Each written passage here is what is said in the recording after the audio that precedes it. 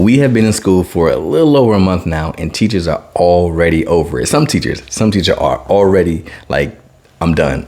I'm overwhelmed. I'm stressed. I'm ready to go. If that's you, let me know in the comment section down below. But I know it's some people because in my school, I'm seeing it, and I remember feeling that way as well. That's actually why I wrote the book, 99% of Human, 1% Amazing, because I remember struggling with that feeling. And I remember thinking like I can't do this anymore. But through this book, I can help you discover if this is a struggle you want to continue fighting, and if so, how to overcome the overwhelm. So if you're interested, in the description below, you can go ahead and get the ebook, and it's free-ish. Just go ahead and see what I'm talking about. I want to get it to you as free as possible. Go ahead and check it out if you are interested. Link is in the description. If we're just meeting, my name is Daryl Williams Jr., and I am the author of 99% of Human, 1% Amazing, leveraging your uniqueness to drive educational transformation. I'm super excited to share with you today how we came across the book cover and how we designed it and what it means. But first, let me provide some value for you, because I know at the time of recording this, it's October the 3rd, and a lot of people are like, I don't even know if I want to do this anymore. Can we be real? This is hard. The honeymoon is over. I'm over this. I'm ready to move on to something else. Education isn't even for me. Let me give you my three tips taken directly from the book that's going to be able to help you sustain throughout this year. The first thing I want you to know is how to avoid becoming overwhelmed. To avoid becoming overwhelmed, we're going to dive straight into chapter 4 in this book, which is titled Avoid Becoming Overwhelmed. And it talks about the fact that I want so many people sometimes, this was me, we love our students. We care about our students. We want to do amazing things for our students. But a lot of times what that means is we're taking advice from this person, from that person. We're researching, we're learning things on TikTok, on YouTube, like we're getting coaching, and we want to apply all of it. We want to take the things that we're learning and apply it now. What happens is sometimes, if I can be honest, we're doing too much. Sometimes we're taking way too much on and trying to apply it, and we're stressing ourselves out and overwhelming ourselves because we're doing way too much, way more than we need to be doing. And what ends up happening is, because we have such a love and a care and a heart for it, we overwork ourselves. And when we overwork ourselves, that's when we're seeing the burnout. So in chapter 4, we're talking about avoiding burnout. If you don't mind, I'm going to read the excerpt exactly as it states. And towards the end of the chapter, it says this: to avoid burnout, set limits on working hours and take breaks for family and personal time. Don't let stress and work consume you. Learn to control what you can and let go of the rest. Remember, it is okay to not be perfect. Focus on doing your best in the present moment. Rather than trying to master everything all at once, take baby steps and work on improving each day. It's not about the speed of your progression. What matters is that you're moving in the right direction. Taken directly from the book, from chapter 4, Avoiding Teacher Burnout. I need you to understand that I know you want to do well for your students. I know you want to support them and help them grow. And I know you just want to be the best possible teacher for them. I get that. I feel that. I was there. But you can't do it all right now. And the reason why a lot of people get overwhelmed is because they focus on trying to do everything, all of it right now. You don't have to be perfect. It's okay. But you just have to try to get better each and every day. So apply this strategy. Try this, try that, work, grow. It's okay if it doesn't all happen all at once. Okay, so I want to release you of that pressure. And I want to remind you about your abilities, because sometimes we think that our best ability is our ability to teach. Sometimes we think our best ability is our ability to connect with parents. Sometimes we think our best ability is our ability to build relationships with students, when in actuality, your best ability is your availability. None of the other abilities matter if you're not available to show up because you're sick, because your mental health is acting up, because you're on somebody's hospital bed, because you weren't taking care of yourself. Listen, availability is your number one priority. That's your best ability, because the rest of them don't matter if you're not available. I need you to focus on prioritizing yourself, not becoming overwhelmed, taking care of you so that you can show up and help somebody else. Got it? That's tip number 1. Tip number 2, let me check my notes. Tip number 2, we'll focus on time management. Why?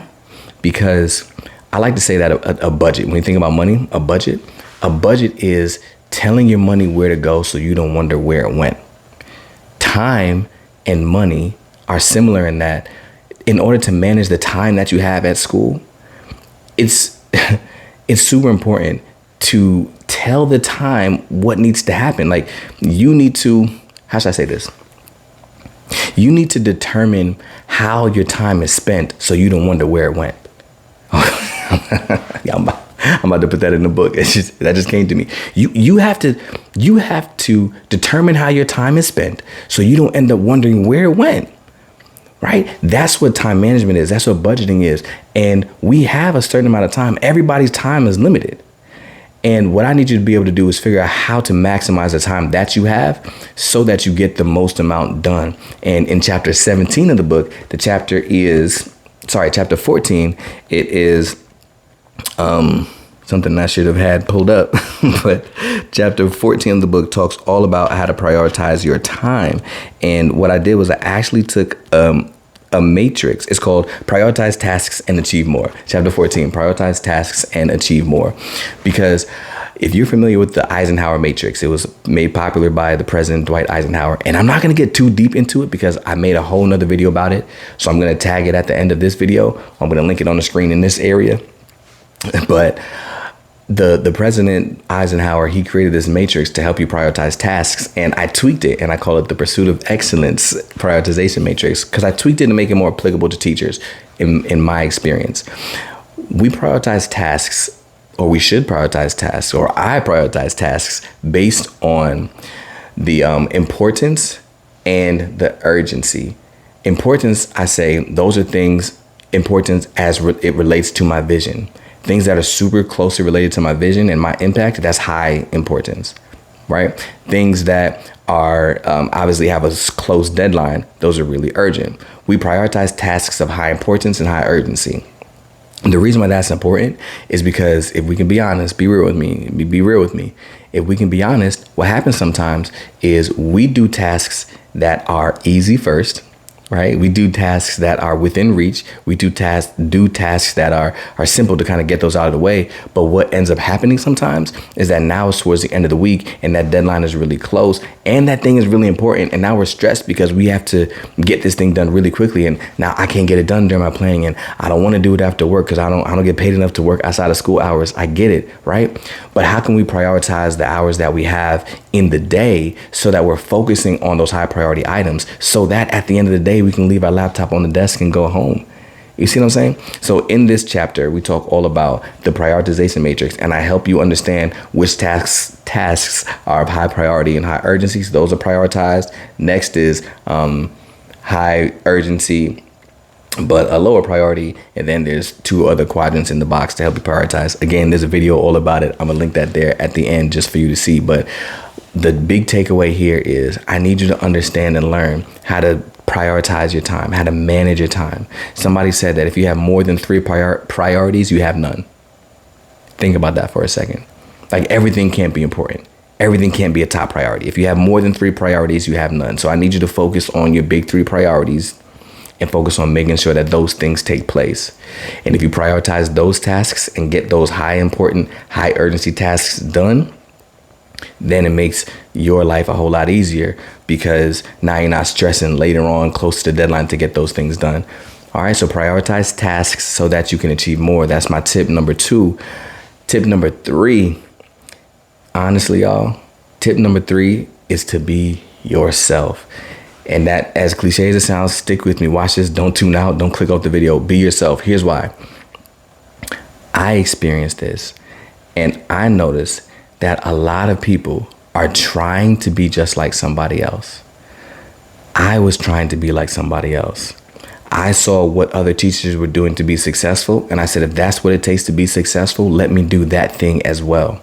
And what ended up happening was I ended up kidnapping some of their strategies instead of adopting them. Remember, the difference between kidnapping and adopting is when you kidnap something, it technically still belongs to somebody else. But when you adopt it, you make it your own. I wasn't adopting, I was kidnapping. That works in her class, I'm gonna do it. That works in his class, I got it. And I was trying to be just like somebody else. I was trying to show up like somebody else, and it wasn't working for me. I was getting tired and stressed and overwhelmed. Why? Because it's extremely tiring to live on the outside of your authenticity. It's extremely tiring to fake like you're somebody else. And the reason why you're so exhausted is because you're not showing up as your true authentic self. The reason why you're so exhausted is because you're trying to show up like a version of somebody else. Kobe Bryant said it like this, and rest in peace, Kobe. He was amazing at the things that he did. Obviously, the championships, MVPs. Here's what he said. Growing up, he wanted to be just like Magic Johnson. He said he emulated his moves. He said he did things just like Magic would do. He wanted to be just like Magic Johnson. But he said as he was trying to do his moves, he realized it wasn't 100% working for him. The way that Magic would do it, it didn't work for Kobe and Kobe's body style. And they realized Magic is 6'9". Kobe only ever made it to 6'6". So as a kid growing up, 5'11", 6'1", 6'2", he was like, I'm trying to do Magic's moves and it's not working for me. Watch this. Don't miss this, please. He had to realize that in order to achieve the success that he ultimately achieved, he had to stop trying to be the next best version of Magic, and he had to be the very best version of Kobe. And what I need you to understand is that some people are trying to show up as the next best version of last year's Teacher of the Year. Some of you are trying to show up as the next best version of your current principal. Some of you are trying to show up as the next best version of Ron Clark, and you can't even dance. Like, stop trying to be the next best version of somebody else and focus on how to be the very best version of yourself. And that's what we talk about in 99% of Human, 1% Amazing. I told you we're going to dive into the book cover. Let me get close for you. I wanted you to see that 99% of you is a human, but 1% is what makes you amazing. And look it up. That's research backed. That's proven. That's literally DNA. Of the 3 billion base pairs of DNA in your body, only 20,000 base pairs is what differentiates you from every other human being. That's 1%. I wanted there to be a big 99% up at the top, because the big 99%, that's what most people focus on. Most people focus on the 99%. Most people that see the things that make us similar, see the things that make us all the same. They look at the cookie cutter approach and say, if that's what's working over there, I need to do that thing. If that's how that teacher showed up, I need to show up that way. That 99%, the things that make us all the same, let me highlight our similarities. Similarities don't allow us to make a difference. Only differences can do that. Similarities allow us to connect, but it's differences that allow us to impact. So 99% is what makes you a human. But watch this. Your little 1%, that little 1% right there, those 20,000 base pairs that are unique to you, your uniqueness is what makes you amazing. 99% of your DNA is what makes you a human. It's that 1% that makes you amazing. And I wanted you to see this sea of people down here, the sea of people, all these different billions of people on this earth, billions of people on this planet. But I wanted to see how you stand out. I wanted to highlight you and your uniqueness. I want you to see all these people, front and back. There's people on the back too. All these people. But the thing that stands out the most is you. Because you were not made to blend in. You were born to stand out. And when you highlight the differences that you have about you, that's when you can make a difference in this world, especially through education. So I wanted people to understand that you are 99% a human, absolutely, but you are 1% amazing. And I want you to stand out and highlight that 1% that's different about you. That's how we came across the cover of the book. Initially they had me on a podium, not me, but it was like a kind of caricature like this, or a shadow or a silhouette, whatever you want to call it, like this, standing on a podium. And this was up in speech bubbles as if I was giving a keynote speech. And I asked them to change it because I didn't want it to be focused on me. I don't want it to be focused on me telling you that you're 99% a human, 1% amazing. I wanted you to see, boom, out of everybody, I wanted you to see that one thing standing out and be like, that's me. That's my uniqueness. That's my difference. That's me making an impact on the world. Amongst everybody else, I wanted you to know that you stand out, that you're special, that you're important, that you are amazing, and that, yes, you are making a difference. So that's how we came across the book cover. And if you would love a copy of the book, remember, you can get the ebook in the description below right now. But if you need a paperback version, right, you need to touch some pages, you can also sign up in the description below And just by signing up, you'll be added to the email list so that when it releases on November 28th, you have the link right to go ahead and purchase and get it right away so that you can have it. I really, really, really want you to have it. I'm releasing it for free so that you can go ahead and get it. So depending on the time that you're watching this video, you could probably get it for free if you order it soon enough, because honestly, I don't want price to be a barrier for you to get the gems that are in this book. I just want you to get the value from it because I know it's the book that I needed when I was struggling the most. All right. In the next video, time's up. That's 15 minutes. In the next video, we're going to talk about the themes and the messages of the book. And remember, I'm going to link the prioritization video right here. So check that out and subscribe so you don't see any new updates with the book launch. Follow along with this series. Follow along with my beard regrowth journey and stick with me till November 28th when the book launches. You don't want to miss out. I'll see you in the next one.